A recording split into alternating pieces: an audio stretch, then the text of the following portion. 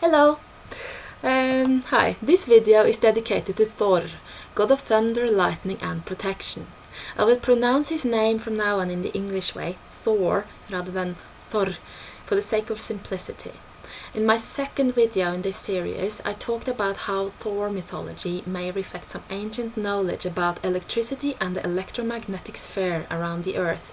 Today I'm going to talk about a different aspect of Thor mythology. It would be best if you had already seen my latest videos on initiation rituals, because if you have, this one will make a lot more sense. Now, introducing Thor. According to Snorri, Thor was foremost among the gods after Odin and was the son of Odin with the earth goddess. Several Edda poems refer to Thor as the son of Odin and as the son of Earth, so this was probably how the people saw it during the Viking Age. However, there exists a different and probably earlier version of this, in which Thor is the ancestor and the original god of the Aegir, and Odin a human descendant. And it is impossible to say which version is correct, because both versions would be correct to those who believed in either. We're talking about mythology here. That Thor is the older god is historically true, probably, because Thor is the European version of the Indian god Indra, who was worshipped in India at least 5,000 years ago. The thunder god was the most prominent deity of the first Indo-European invaders in northern Europe, and 2,000 years ago a Roman writer, Tacitus, told us that the German tribes all believed that they were descended from the earth goddess and her son, the thunder god. He was the firstborn of Mother Earth, and thus the big brother of all human beings, an ancestor at least to the Aesir gods, including Odin. His popularity during the Viking Age was immense. At the Temple of Uppsala in Sweden, he took the central space and was flanked by Odin and Freyr. In Iceland too, he was the most popular, something which is reflected in the Poetic Edda, written by Snorri about 1225 AD, 200 years after the conversion to Christianity.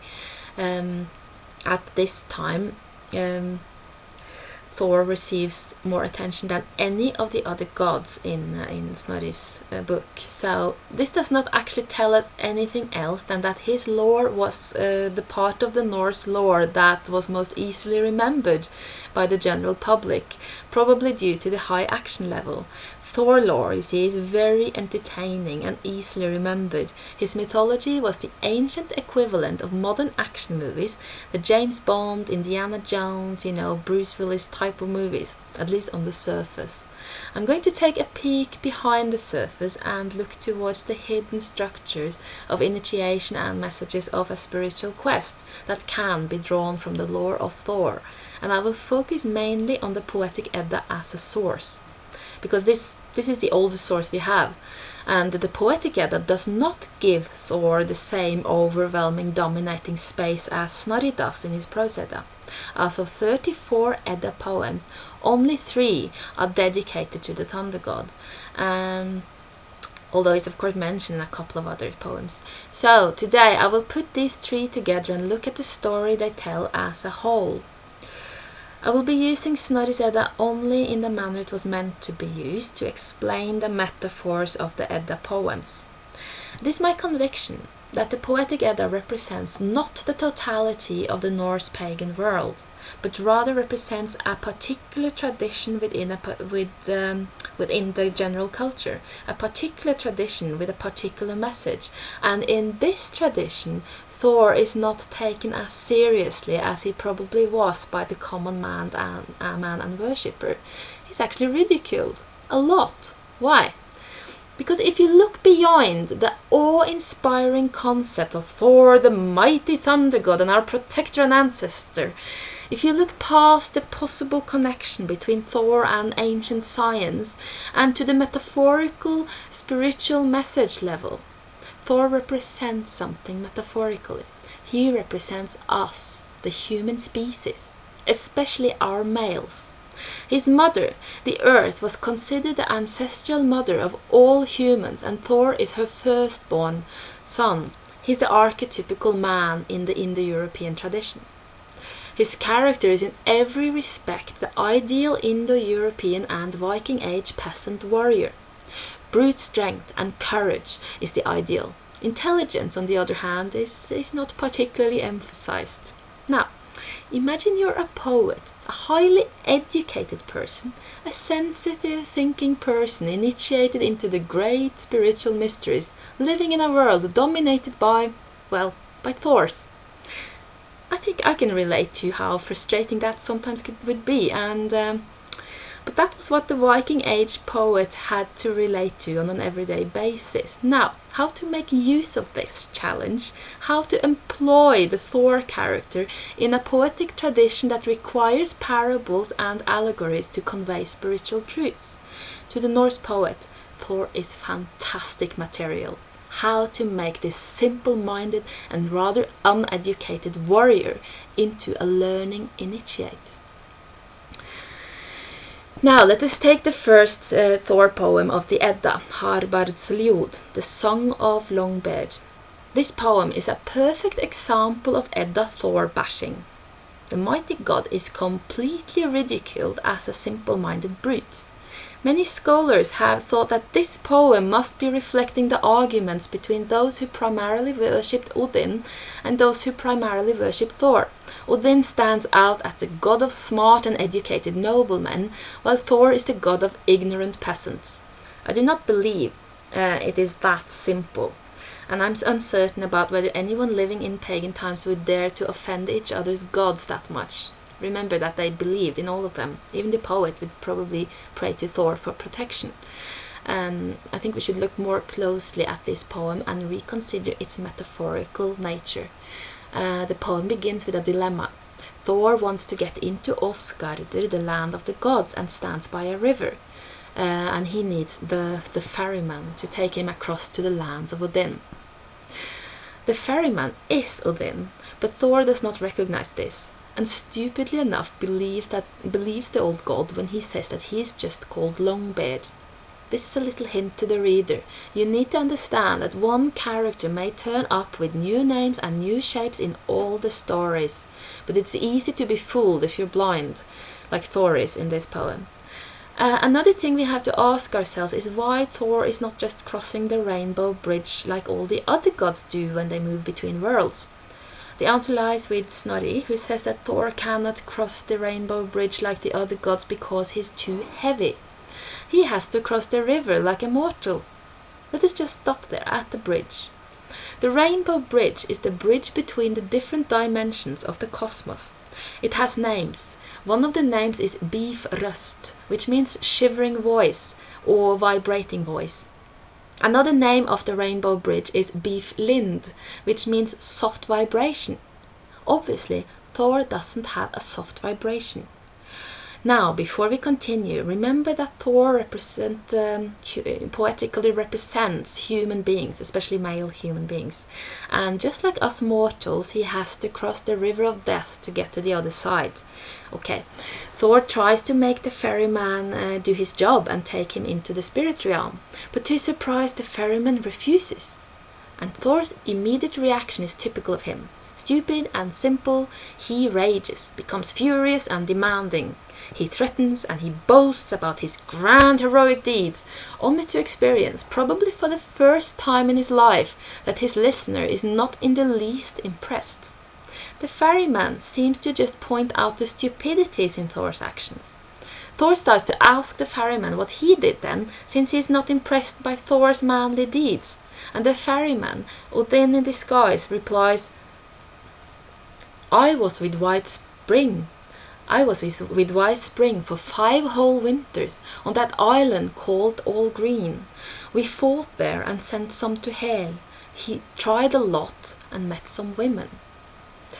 The mention of women immediately catches Thor's interest. He asks how the girls behaved, and Odin replies, The girls were wild, had they only been willing. The girls were clever, had they only been docile.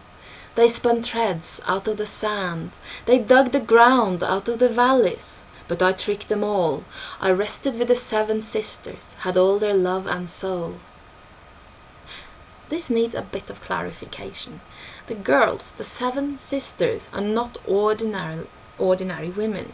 The reference to spinning threads indicate that they are Norns, fate goddesses, and the fact that they are digging valleys indicates also that they are giantesses, because giantesses were the original shapers of earth, as it is said in another Edda poem, the Grotto Song. Now, if you have seen my previous videos on initiation, you may guess what this means. Odin encountered these primeval female forces, the Fates, and despite their wild nature and lack of docility, he managed to trick them into loving him. It's a metaphor. Thor doesn't really understand this metaphor and feebly continues boasting about his manly deeds, more and more frustrated by the fact that the ferryman, Death, remains completely unimpressed. Again, let us stop to consider a moment what this means. Odin, his name, means the spirit. Odin is the spirit. And he is the spirit of that realm which Thor is seeking to enter, the realm of the gods.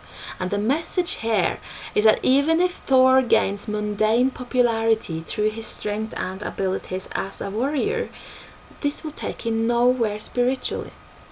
No matter how much he flexes his muscles and displays his manliness, Spirit doesn't care.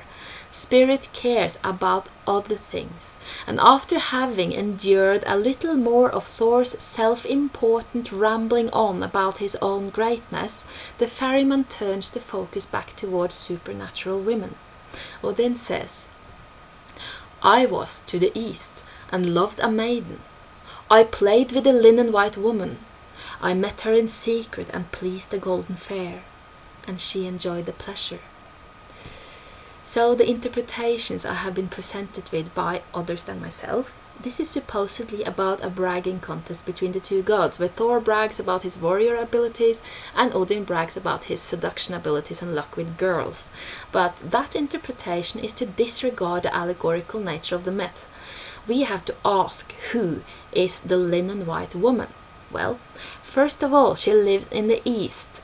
In the Norse cosmos, the east is the direction of the giants, just the south is the direction of the gods, and the north is the direction of Hel. This means that the linen-white woman is a giantess, or a maiden living among giants. If you have seen my previous videos, especially the last one, you might find this familiar. Not only is she a giantess, but she is also associated with linen, which connects her to the Norns and the Valkyrias and to fate again. And she is described as bright and golden, which is the formula always used to describe the consecrating meat-serving maiden in all the initiation stories throughout the Edda. To confirm this interpretation, we need only to look at the next stanzas in the poem, where Thor gets confused and asks if the girls were nice, and the ferryman, Odin, replies angrily, If I could have trusted you, Thor, the linen-white would have been mine. And Thor replies, I would have helped you if I had only been there. This is not an Odin exchange. It gets even odder, because Odin asks, What did you do then, Thor? And yes, what did Thor do when he was supposed to help Odin marrying the linen-white woman? Well, Thor replies, I beat up the berserk women at the wind-shielded island. They made people wild. They were worse than anything. And Odin says, It was a shameful act, Thor, when you beat up the women. And Thor exclaims, But they were she-wolves. They were not women. They broke my ship that I had made so nicely. They threatened my ship with iron bars. They chased Shalfi away. Now I'm going to explain what I'm convinced that this means. Well, Thor in this poem, as in many others, represents the mentality of a human, especially a human male. Odin represents in this poem, as in many others, the spirit, in this case Thor's spirit, the divine spirit part of the man, Thor. We know the importance of waking up the bright fate sleeping within during initiation. The spirit of any human has already known the bright fate goddess, but could not keep her because the Thor human was not, there. The mentality, the mind was not present. Instead of being in a place of spirit, our average human representative, especially our average male representative, was out battering women. Sounds familiar, doesn't it? Now, as Thor says to his defense, these women were not really women. First of all, they were from the wind-shielded island, in Old Norse, Hlésey. The wind-shielded island is a metaphor for the Island of Immortality, because wind is a metaphor for death and mortality. On this land of the immortals lived the giant Aegir, who is married to Ran, and their 9 daughters, who are the mothers of the present universe. In another version, the father of these 9 daughters is Njordr, the god of wind and waves, which sort of indicates a connection between the 9 giantesses and Freyja, Njordr's daughter, the one who is many. One Edda poem, Odin Gråter, clearly identifies the same island, Hlésey, as the home of the 9 original Valkyrias, identifies it thus with Valand and Valhalla, and is the place where they spin fates. As I've said before, the division between giantesses, Norns and Valkyrias is not as clear-cut as is commonly believed. Also, the ocean is situated below the World Tree, which is the same ocean from which the Norns emerge. This is just one of the countless so-called confusions in the Edda, which is, to my mind, not confusions at all, but just proves the fact that all the female forces are connected and may identify with each other. The point here is that the women that Thor tries to fight are primeval forces connected to fate, and they're not nice to him. They are she-wolves, representing the destructive face of fate. Wolves always indicate either greed or destruction or mortality or death, or all of these. While Thor tries to get to the land of immortality, just like he's trying now to, without much luck, when he gets there, he's tested by giantesses, Norns, Valkyrias, who have existed before this universe was born. This is part of the initiation, to be tested by the giantesses, if you remember from my last video. Now, they also represent the unknown. They are the real power in the universe, but Thor recognizes no power besides his own manly heroism. The wolf skin that the Fates wear when meeting Thor indicates that Thor, like all human beings, is struggling with the fate of mortality and greed. And when they attack his ship, the ship that is made so nicely, and chasing away his servant, Skjalfi. Do you know what Skjalfi means? It means holding together. These mind-blowing ladies disturb the holding together of Thor's mind. They challenge his ship that he's made so much effort to build, his paradigm of understanding. They knock it over.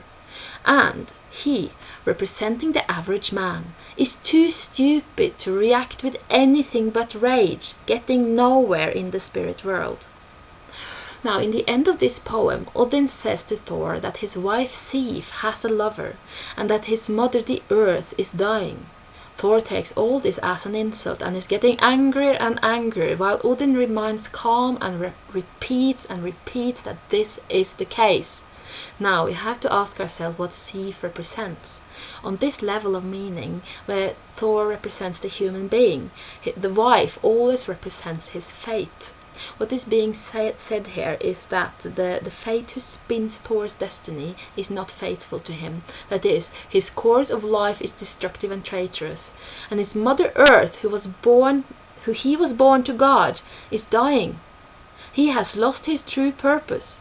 He was supposed to use his strength to protect the earth and humankind, but has been wasting time fighting his fate and boasting about his manly deeds. And now she's dying. Before Thor angrily stomps away, still not really understanding the message, he has the sudden insight to ask the ferryman what he can do in order to get into the land of the gods after all, and Odin tells him that he will find a way to Odin's land, to the world of the gods, if he only keeps to his path. And then he will be found by his mother, the earth, and she will tell him the way to Odin's lands. And this reminds me of a passage in the Rig Veda, where it actually says, "Crawl you to your mother the earth, because she will save you from the void." Actually, this is getting so long that I have to continue in the next video. We're leaving Thor here in a state of anger and on a destructive path, but there is hope. He has finally asked the right question and received a valuable counsel. Will he follow that counsel? Will he find or be found by his mother the earth? Just wait for the next video and I will tell the rest of the story. Bye.